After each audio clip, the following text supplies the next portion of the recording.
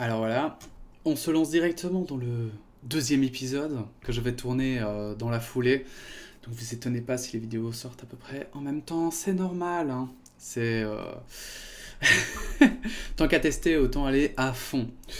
Donc voilà, j'ai trouvé une petite nouvelle un peu plus douce, un peu plus drôle et rigolote, parce que bon, bien sûr, on ne peut pas se satisfaire non plus que des trucs, des trucs badants. Donc, j'ai trouvé ça assez marrant. C'est encore un article de la RTBF, parce que j'ai oublié de dire que le précédent était un article de la RTBF. Et ça, c'est vraiment une faute impardonnable, évidemment. Donc, allons-y directement, hein. Je vous rappelle évidemment, n'hésitez pas, quand vous avez une opinion, à la mettre en commentaire. C'est avec plaisir que je les lis. Je rappelle que le but de cette chaîne, c'est de se poser des questions, de s'ouvrir un peu. Moi, je vous donne mon opinion, mais l'idée, c'est pas de vous l'imposer. C'est bien sûr que vous puissiez y répondre, et peut-être que moi, je puisse apprendre de nouvelles choses, de nouveaux éléments, ou voilà. Bon, ici, je pense que il n'y aura pas beaucoup de débats. Donc, un voleur italien restitue des monnaies antiques après s'être confessé à un prêtre. Alors là, je trouvais ça extrêmement drôle. Déjà, le titre, rien que le titre, c'est incroyable.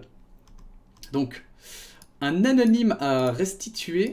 Alors, ça, il faudra que je prépare, il faudra que je m'habitue. Purée, mais. Ah, ça crache. Yes, quelle vie. Pourquoi? D'accord, c'était buggy. Un anonyme a restitué plus de 200 pièces de monnaie antique au parc archéologique de Paestum, dans le sud de l'Italie, après s'être confessé auprès d'un prêtre local, a indiqué jeudi l'institution dans un communiqué.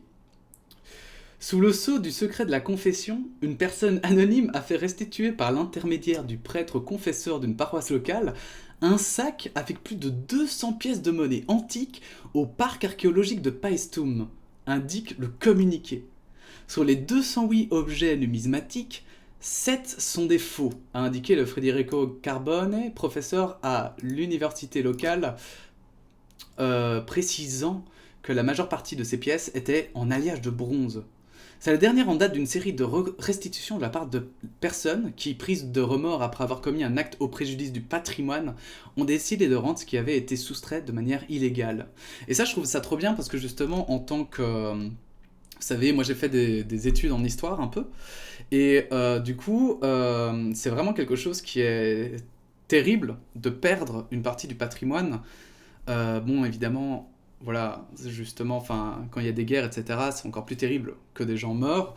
Mais aussi, voilà, par exemple, en Syrie, il n'y a pas que le fait que les gens meurent, il y a aussi le fait qu'il y ait énormément de monuments qui étaient étudiés, qui sont détruits ou qui ont été revendus aussi pour que l'État islamique puisse récupérer de l'argent. Bref.